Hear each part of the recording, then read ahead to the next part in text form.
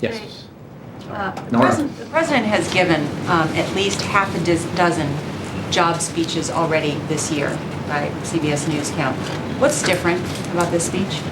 Well, you make a good point in that the focus on jobs has been unbroken in this administration since the day he was sworn into office. The president was sworn into office in a month where the American economy experienced more than 700,000 jobs lost.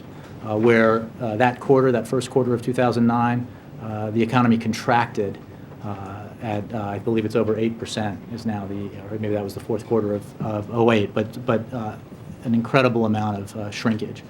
So this has been the primary focus of this president and this administration since we came in January 2009.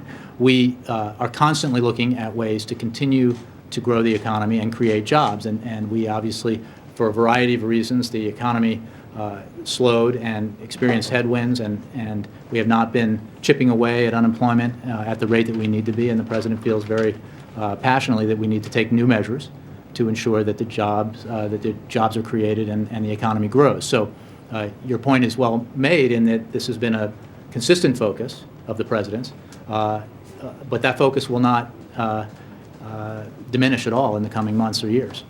I was asking a question, not making a point, but that his focus is unbroken on jobs, and yet unemployment is up 25% since the president took office.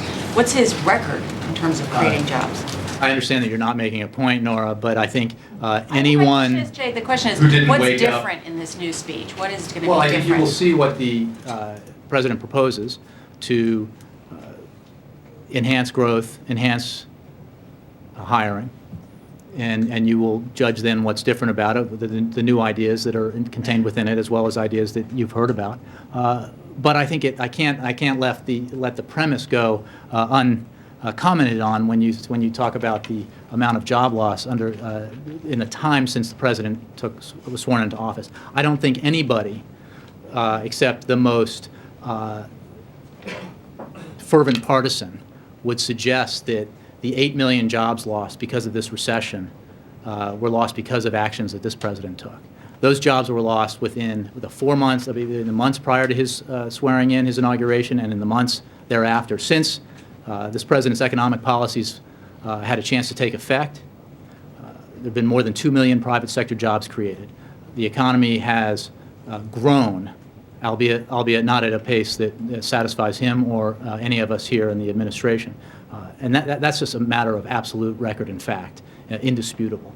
The fact is that we inherited a terrible situation, a terrible economy, and an economy that threatened to become far worse than it did become because of the actions that this administration took with Congress in 2009. So, and perpetually since then in different measures that have been taken, as well as including December of last year. The president, and you've made the case that the president inherited this economy. When does it become his economy? Look, he's responsible every day for this economy. He absolutely understands that and makes it clear. And he's responsible for working directly and with Congress to take every measure possible to improve the economic situation in this country, to increase growth and job creation. But it has to be absolutely. He is not.